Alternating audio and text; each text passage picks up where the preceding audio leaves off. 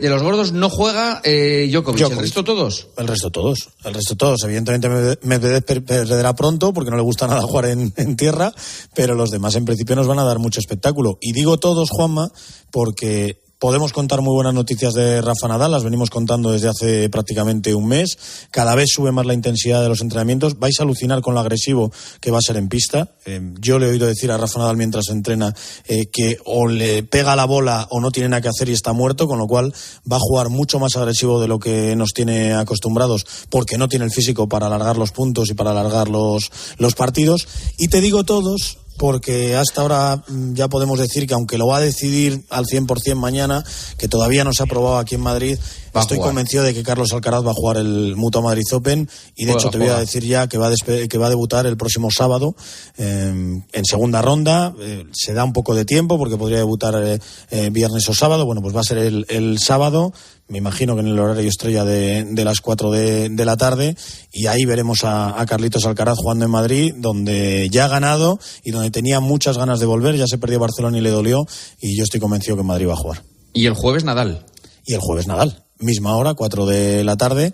Ese será el debut de Rafa. Importantísimo el sorteo de mañana, Juanma, por todo. Porque, entre otras cosas, es que se puede dar un Alcaraz Nadal en segunda ronda, por ponerte ejemplo, si Nadal ganas esa primera ronda. Veremos a ver qué le toca a Rafa, que sabéis que por mucho que entre con un ranking alto, digamos, con su ranking protegido, pues el 9 del mundo, por ejemplo, que es el ranking protegido que tiene Rafa, luego eso no cuenta para el sorteo. Para el sorteo es uno más y no tiene ningún tipo de prioridad como si tienen los cabezas de serie. ¿Os gustaría ver un Alcaraz-Nadal, teniendo en cuenta que puede ser la última vez que vemos este partido en Madrid, o no preferís? Yo en París. Más adelante, ¿no? Yo en París, aquí no. Aquí no. Vale. Aquí que Rafa ruede, que juegue un par de partidos o 3, pero un poco más adelante, ¿no? Aquí, Angelito, ¿cuándo está pensando entonces que pierda aquí? 3. Bueno, yo creo que va a jugar 3-4 partidos. Yo creo creo que va a jugarlos por el nivel que tiene. También te digo que yo me ha gustado mucho lo que he visto en los entrenamientos en Madrid y creo que el plan sigue su curso. Ya sabéis que ese plan yo lo llamo PDF, parte de arriba, 9 de junio 2024, gran final de Roland Garros. Y en ese... Es que a ti no te he visto nunca no ser pesimista, no ser ni dudoso. Puede ser. O sea, es que siempre eres muy optimista. Ajustate un poco a la realidad, cuéntanos cómo se siente él de verdad, porque luego nos llevamos... Si hasta ahora lo ha clavado, Cañete. Es que hasta ahora lo que ha dicho Ángel se ha cumplido 100%. En esta fase. Está descosiendo la bola y está sacando cada vez a más velocidad. Sabe que lo necesita. Yo lo que digo es que va a ser muy emocionante el jueves la salida a pista de Rafa en Madrid. Yo creo, Juanma, que va a ser emocionante desde hoy todos los torneos que juegue. Claro. Porque en cada uno de los torneos va a ser su adiós. Bueno, también os cuento que no quiero homenajes, ¿eh? En Barcelona se le ofrecieron mil homenajes. Pero es que en Barcelona cuando perdió, se fue exactamente igual que en cualquier otro partido. Sí, nada. Sí, pero la gente no, ¿eh? Gracias, Angelito. Un abrazo, compañeros. Un abrazo. Rápidamente con las preguntas. Paco, ¿el Cádiz ya está descendido? No, pero lo tiene muy chungo. Joseba, ¿se le puede complicar Europa a la Real? Byte, dice Byte. Lama dice Byte. Ha habido 3 bytes, yo creo. Sí. Gonzalo Miró, ¿es un fracaso perder contra el Alavés? Pues claro. Hombre, sí, evidentemente. No, es un éxito. Rico. Y sobre todo la manera en la que ha caído. Rico, ¿ha sido el último clásico de Xavi? No pondría la mano en el fuego. Yo tampoco, y no paran de salir informaciones esta noche desde Barcelona de que hay muchas posibilidades de que se quede. Lama, ¿debe ser Ancelotti el Ferguson del Madrid? Porque claro que debe, se lo ha ganado. Marchante, ¿está Lucas Vázquez para ir a la Eurocopa? No. Es que no voy a entrar. ¿A quién quieres sacar de los para meter a Lucas Vázquez? ¿Ferran Torres, por ejemplo? Que no. Ferran Torres no está. No, pero Juanma, que no hay que sacar a nadie. Lucas es para los laterales derechos de España son Carvajal y Navas. O Pedro Porro. Esos son los laterales derechos. Ahora, analicemos la temporada de cada uno de los laterales derechos. Pues la de Carvajal ha sido aparte buena, de Carvajal, ¿no? si Lucas está peor que Navas, si Lucas está peor que Pedro Porro, analicemos. Esos son los laterales derechos. Lucas puede jugar más arriba, aparte de lateral. No. Como lateral derecho. Ahí los tienes. Yo te digo los que han ido. Ahora que la gente analice si está mejor. Cañete, ¿volverá a jugar Kepa antes de terminar la temporada? Sí, ahora va a haber tiempo para todos. Palomar, ¿poner a Modric ha sido un homenaje de Ancelotti? No, yo creo, mira, el otro día en el rato que sufrió el Madrid estaba jugando en Manchester. Yo creo que es un jugador útil todavía. Ciro López, ¿le puede quitar el puesto Lucas Vázquez a Dani Carvajal? No. Carvajal ahora mismo es, tres pulmones de este equipo. Sí. Fouto, tras los insultos de Ramazzani al árbitro, es el Nahuel Molina del Atleti. ¿Cuánto tienen que aguantar más el colectivo? ¿Cuánto tienen que aguantar más el colectivo arbitral? ¿Tras los insultos, perdona, de quién? De Ramazzani, que ha recogido insultos el árbitro en el acta. Bueno, los árbitros están ya acostumbrados a aguantar todo. No, le van a meter un puro bueno, se ha ido por él de forma agresiva. Son por triplicado, sí. Sí, le van a caer 4 partidos mínimo, ¿no, Fouto? Yo creo que 2. ¿2? ¿Qué es lo que dice exactamente el acta? Tiene la expulsión y luego que se ha ido de forma agresiva. Si describe que le tuvieron que agarrar los compañeros que se iba por él y... De forma agresiva, ha dicho. De forma agresiva llamándole idiota. Jodido idiota. Si es insulto, 4 por el insulto, más 1 por la expulsión, 5. Pues ya está claro. Si lo consideran insulto. Adiós. Como mínimo. Vale. Claro, compañeros, gracias por todo, ¿eh? Hola. Sois buenas noches, enormemente buenos. Un abrazo, adiós. Un abrazo. Adiós. Señoras, señores, hasta aquí el tertulión, hasta aquí Tiempo de Juego. Volvemos mañana a partir de las 11:30 en El Partidazo. Tenemos una gran semana de radio por delante, ¿eh? No sé muy bien lo que vamos a hacer, pero va a ser una gran semana de radio, ya lo verán. Adiós, buenas noches. Juanma Castaño. Tiempo de Juego. COPE. Estar informado.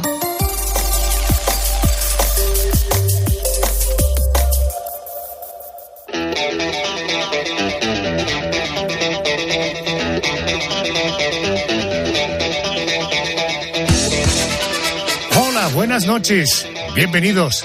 Empezamos una semana más que nos llevará hasta el 28 de abril.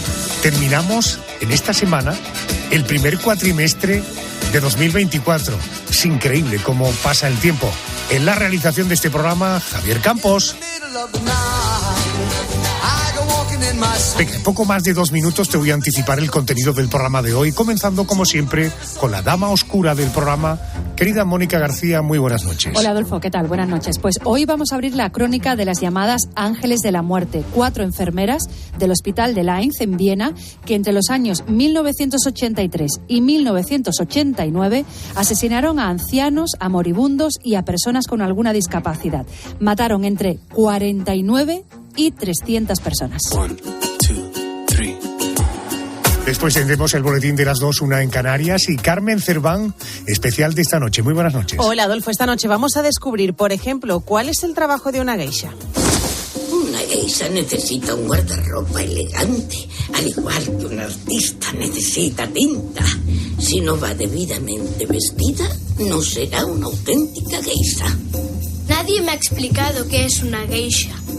No vas a tardar en descubrirlo. Nosotros tampoco lo vamos a saber hoy en el especial Geishas, guardaespaldas del presidente de Estados Unidos, guardias suizos del Vaticano, beefeater de la Torre de Londres. Hoy, profesiones exclusivas que solo unos pocos elegidos pueden desarrollar. Y el dati de cuestión del programa, querido Pedro González, el porqué de las cosas, después del boletín de las 3, 2 en Canarias. Muy buenas noches. Buenas noches, Adolfo. Además de buscar respuestas sencillas a preguntas complicadas, hoy en aquellos maravillosos años viajaremos en el tiempo hasta el año 2000. Ese año vimos por primera vez en la tele el concurso Pasapalabra. Muy buenas tardes, señoras y señores. Bienvenidos un día más a Pasapalabra. Pero el programa que marcó la tele del año 2000, sin duda, fue este. Ese año se estrenaba un experimento llamado Gran Hermano. Por cierto, en el cine en el año 2000 se estrenó Gladiator. Me llamo Máximo Décimo Meridio, comandante de los ejércitos del norte. Y otro gladiador pero político ganaba en el año 2000 las elecciones. No sé si os habéis dado cuenta a estas horas. ¡Hemos ganado las elecciones! Y de la música del año 2000 destaca el álbum de Santana Supernatural, que ese año ganó 3 premios Grammy. Y querida Yolanda Guirado, ¿quién nos visita esta noche? Pues esta noche nos visita Adolfo. Bueno, vamos a hablar de la muerte, del asesinato de Julio César. Un pequeño grupo de senadores lo apuñaló en el Senado. Entre los asesinos, su propio hijo Aguardaremos hasta que César abra la sesión en el Senado. Ninguno Debe sacar su daga. Hasta que César no esté al alcance de todos, todas las hojas deben penetrar al menos una vez en el cuerpo de César. Una muerte llena de conspiraciones de la que vamos a hablar a partir de las 3 de la madrugada. Y a partir de ahora, a partir de ya, los oyentes pueden contactar con nosotros, pueden encontrarnos en las redes sociales. Somos La Noche de Arjona. También pueden contactar por audio de WhatsApp. El número de teléfono es el 650-564-504. Venga, empezamos, abrimos el expediente de la Crónica Negra.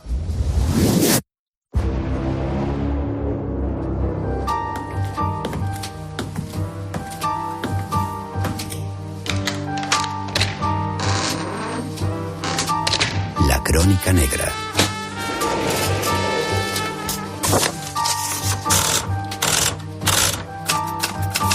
Expediente 33014. Ángeles de la Muerte.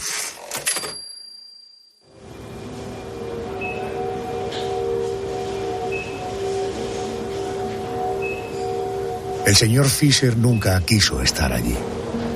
No le gustaba la comida, ni el olor a hospital, ni el trato de aquellas enfermeras.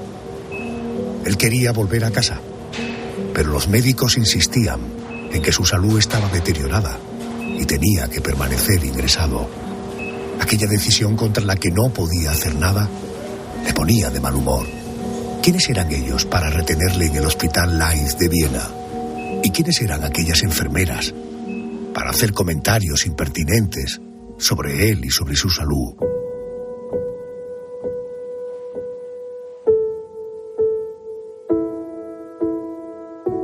Dándole vueltas a aquellos pensamientos, el señor Fisher fue quedándose dormido.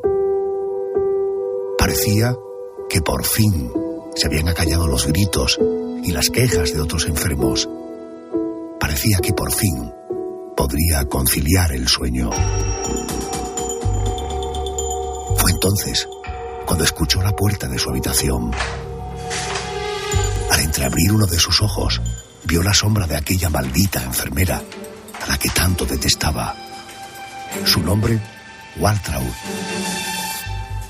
Había algo en ella que no le gustaba.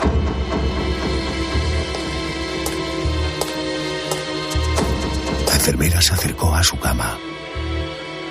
Le dijo que la hora de la siesta había terminado y que iba a someterlo a una limpieza bucal. Sin mediar muchas palabras, abrió la boca del anciano, le bajó la lengua con un bolígrafo y vertió agua en su garganta.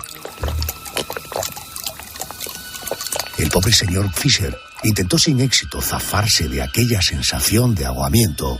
No entendía nada. Aquella maldita enfermera lo miraba directamente a los ojos, con una sonrisa en el rostro. A pesar de sus súplicas, no dejó de verter agua en su garganta abierta. Poco a poco, en cuestión de minutos, el señor Fisher fallecía en su cama.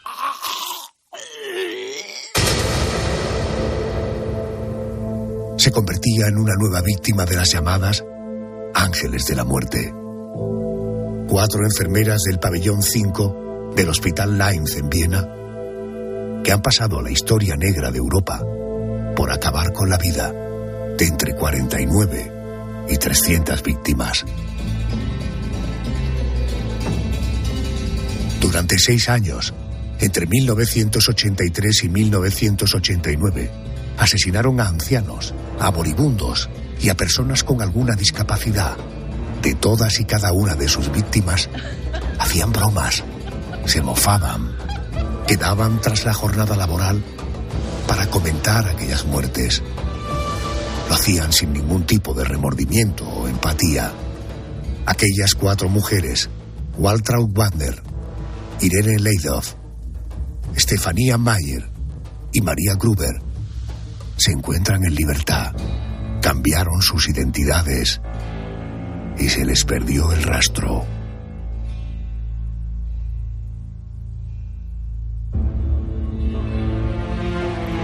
Tengo la suerte de que esta noche me acompañe Victoria Pascual, es autora del libro Asesinas, ¿por qué matan las mujeres?, de la editorial Pinolia, Querida Victoria, buenas noches y bienvenida.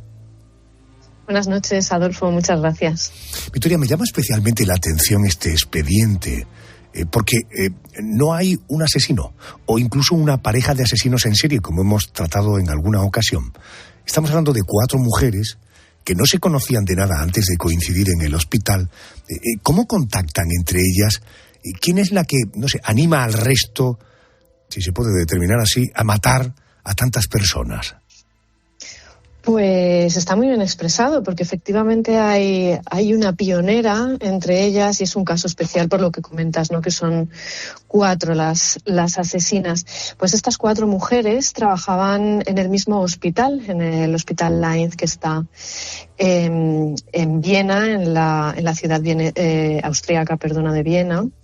Y se van conociendo poco a poco. La primera en cometer estos crímenes es la enfermera Waltraud Wagner, y poco a poco va reclutando a estas otras mujeres para que le acompañen en estos actos criminales. Tanto Estefanía como Irene como María, que eran sus compañeras auxiliares de enfermería, pues se van uniendo en el siguiente orden.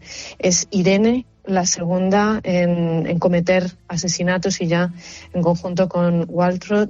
Después María Gruber, que es esta auxiliar de 19 años, jovencísima, madre soltera.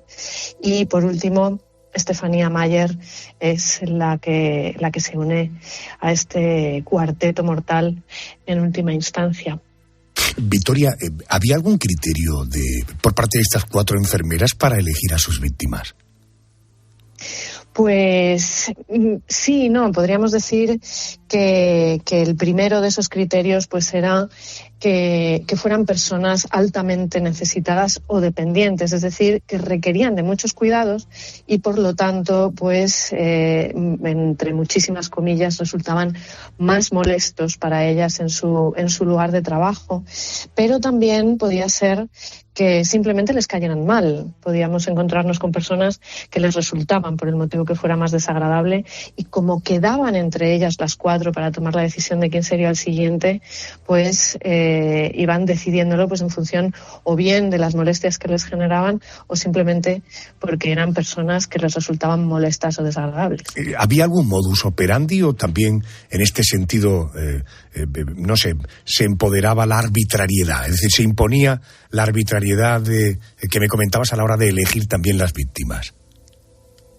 Pues en este caso vemos que hay 2 modus operandi distintos y fundamentales. El primero, con el que se iniciaron, sobre todo esta pionera en el asesinato, que era Waltraud Wagner, pues el primer modus operandi era el de la intoxicación por somníferos. Lo que hacían era inyectar dosis letales de medicación que estaba siendo pautada para paliar los trastornos del sueño, como por ejemplo podemos encontrar el Valium, y lo que hacían era pues inyectar estas sobredosis que acababan con la vida de sus víctimas. Sin embargo, más adelante, y aunque no dejaron este primer modus operandi de lado, pues realizaron lo que entre ellas, además, como código, usaban el nombre de limpieza bucal, y lo hemos oído un poco explicado. Lo que realizaban era pues asfixias por agua. Elegían concretamente pacientes que estuvieran en estado vegetativo o en coma, y al tener necesidad de respirar, de respirar o bien por las gafitas de oxígeno o bien por su condición tenían la boca constantemente abierta, necesitaban más higienes bucales de lo normal, y elegían este momento para, poniendo la lengua hacia abajo, apretando la lengua hacia la parte baja de la mandíbula, les introducían agua que iba llenando y encharcando sus pulmones, por lo tanto terminaban asfixiados. Y nadie se dio cuenta de lo que estaban haciendo estas 4 enfermeras. Quiero decir, estamos hablando de entre 49 y 300 víctimas. ¿Los médicos no se extrañaban de estas muertes de sus pacientes? Pues aquí encontramos varios factores que hacen que esto no sea así en un primer momento. Pues uno de ellos es el tipo de víctimas que escogen y el sitio en el que están realizando estos asesinatos, que es el pabellón número 5, que acogía ancianos, sobre todo con altas necesidades de cuidados o dependientes, y también personas más jóvenes, pero con casos muy complejos que a nadie extrañaba que murieran, ni siquiera a sus familiares. Los métodos elegidos, además, eran de difícil detección. De todas formas, también podemos ver que había muy poco personal destinado al cuidado de estos enfermos, por lo que también dificultaba mucho más que otras personas profesionales se dieran cuenta de que esto estaba pasando. Oye, ¿y cómo fueron descubiertas? Y posteriormente, ¿cómo fue el juicio? Porque supongo que habría un juicio, ¿no? Sí, hubo un juicio que impactó muchísimo en la sociedad austríaca del momento, y es curioso cómo fueron descubiertas, porque aunque es verdad que habían sido denunciadas por una compañera y había sido denunciado pues un elevado número de muertes que no se podían explicar.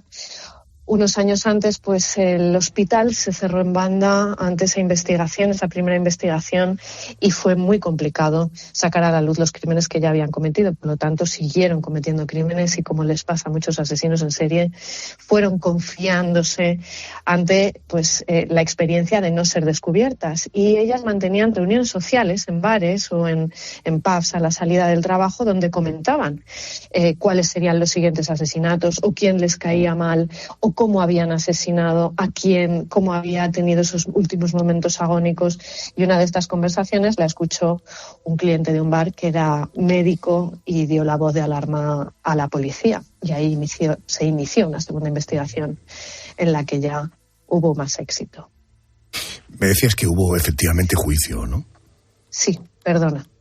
El juicio, nos encontramos ante un juicio en el que, curiosamente, se puso sobre la mesa otro culpable, ¿no? Que he comentado antes por encima, que sería esa falta de recursos, tanto profesionales, sobre todo recursos humanos, que el hospital estaba dando a la hora de encargarse de pacientes con tan altísima exigencia.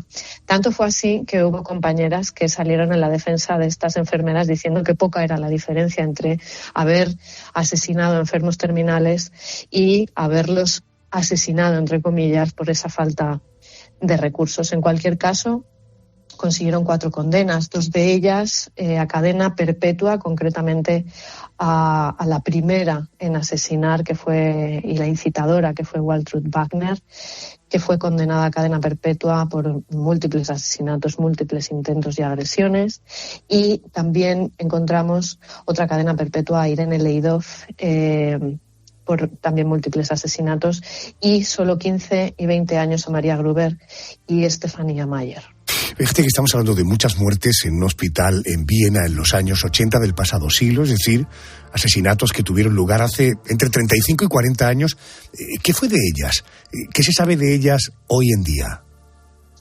Pues a pesar de esas condenas a cadena perpetua que se dieron a 2 de las perpetradoras, las 4 están en libertad. La última en salir lo hizo en el año 2008, las últimas, que fueron María Gruber y Waltraud Wagner, salieron en libertad en el año 2008. Sus otras 2 compañeras ya habían salido con anterioridad, y se realizaron un cambio de identidad, y nunca más hemos vuelto a saber de ellas, por lo que presumimos que han seguido con sus vidas, no sé si de forma prosocial o antisocial, en cualquier caso absolutamente anónima. Si quieres más detalles sobre este expediente, hay un libro, Asesinas porque matan las mujeres, de Editorial Pinolia, que firma Victoria Pascual. Querida Victoria, gracias por atenderme una semana más y hasta pronto. Muchísimas gracias, Adolfo, para mí es un placer. Decía Victoria, 2 de estas enfermeras fueron condenadas a cadena perpetua, una tercera condenada a 20 años, la cuarta a 15 años de cárcel. A día de hoy, las 4 están en libertad con una nueva identidad, sin que se sepa nada de ellas. ¿Cómo es posible que un condenado, en este caso 2 condenadas a cadena perpetua, queden en libertad? Le he pedido a Ángela Casals, profesora de Derecho Penal de la Universidad CEU San Pablo, que nos intente explicar esto. Profesora, muy buenas noches. Buenas noches, Adolfo. Este caso tuvo lugar en Austria, por lo tanto tenemos que revisar la legislación austriaca. Y aquí nos encontramos que un condenado a una pena perpetua no necesariamente va a provocar que pase el resto de su vida en la cárcel.